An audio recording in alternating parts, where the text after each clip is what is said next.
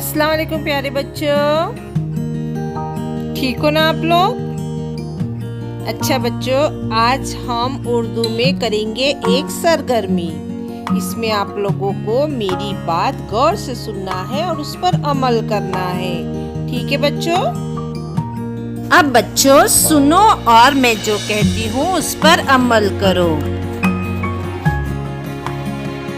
Number 1, आंखें बंद करो, मुड़कर देखो, एक बार ताली बजाओ, हाथ पीछे करो, सर पर हाथ रखो, गर्दन गोल घुमाओ। शाबाश, वेरी गुड। मजा आया ना।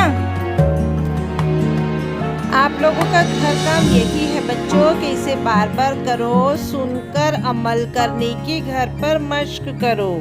ठीक है ना, करोगे ना। अल्लाह हाफिज। घर में रहो, महफूज रहो।